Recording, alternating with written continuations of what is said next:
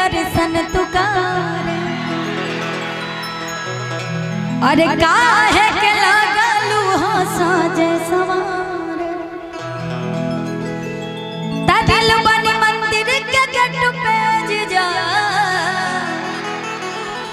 ए जीजा जी और वीडियो बना के डालब नेट पे जीजा। अरे क्लासिक बुलेट पे जीजा,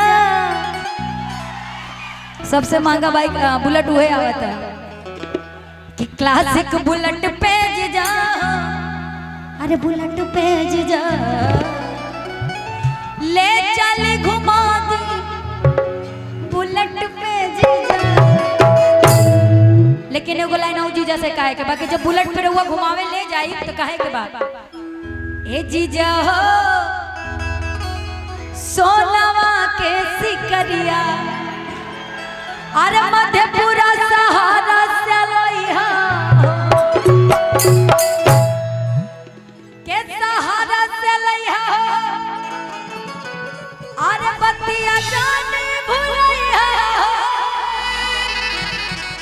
ए जीजा जी सुनी ना, सुने तानी हमार बात गौर से सुनी कि सहारा से लइहा ना कि बतिया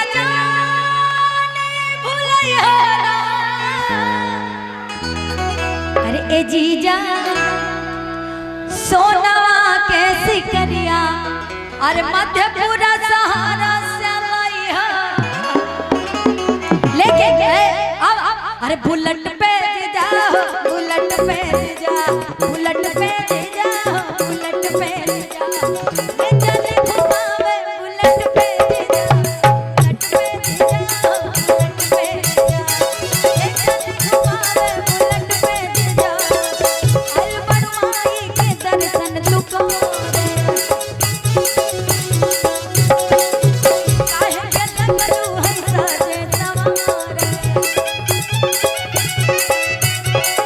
अल बनवाई के दर्शन तुकारे काहे के लगलू है साजे सवारे।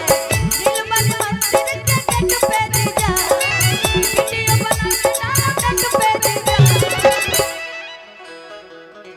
के फूलों सा। साली जी से जीजा जी कहते रहे के फूलों सा चेहरा तेरा कुदरत की मुस्कान है। ए साली जी अरे रंग तेरा देख के रूप तेरा देख के कुदरत भी हैरान है। जीजा जी ने इसलिए ये बात बोली कि साली जी इतना सोच समझ के हमरा संगे बुलेट पे जाइबू त तबाही न मच जाए। इतना सुंदर बाड़ू आवा। अरे बुलेट पे जीजा बुलेट पे जीजा बुलेट पे जीजा बुलेट पे जीजा ले चले घुमावे बुलेट पे जीजा बुलेट पे जीजा बुलेट पे जीजा ले चले घुमावे बुलेट पे जीजा।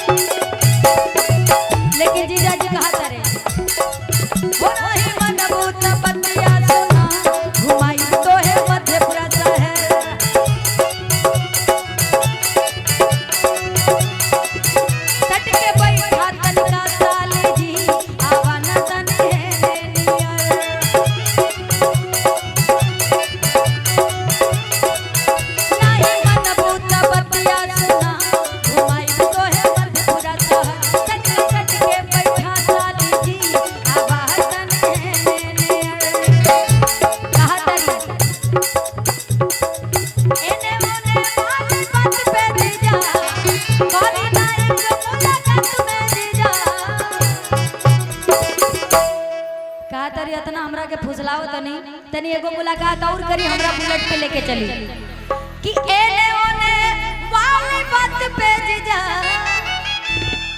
करी ना एगो मुलाकात पे जीजा अरे बुलेट पे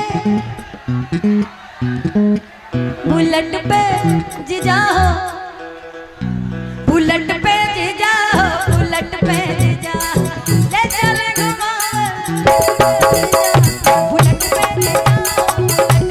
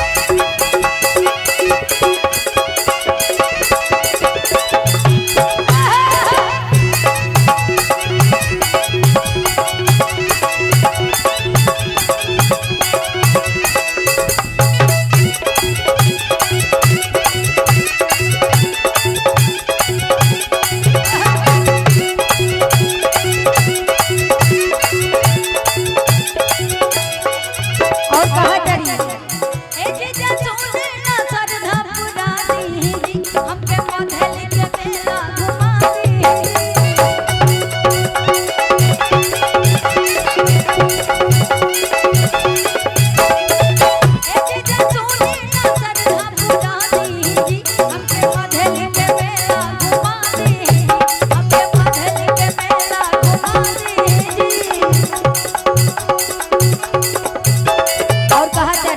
बुलेट पे जीजा जी समझाओ तरे कहा तरे साली जी हो जावन कहबू समनिया तबन हम घर ही मंगा दे हो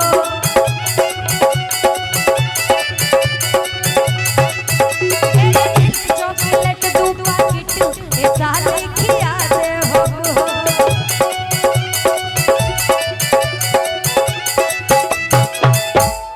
साली कहा तरी कि तोहरा डेरी मिल्क चॉकलेट हमरा ना चाहिए हमरा के फुसलावा जनी है ना कि मानब ना हम चॉकलेट पे जीजा आ चाउमीन चाट के प्लेट पे जीजा अरे क्लासिक बुलेट पे जीजा बुलेट पे जीजा ले चले घुमावे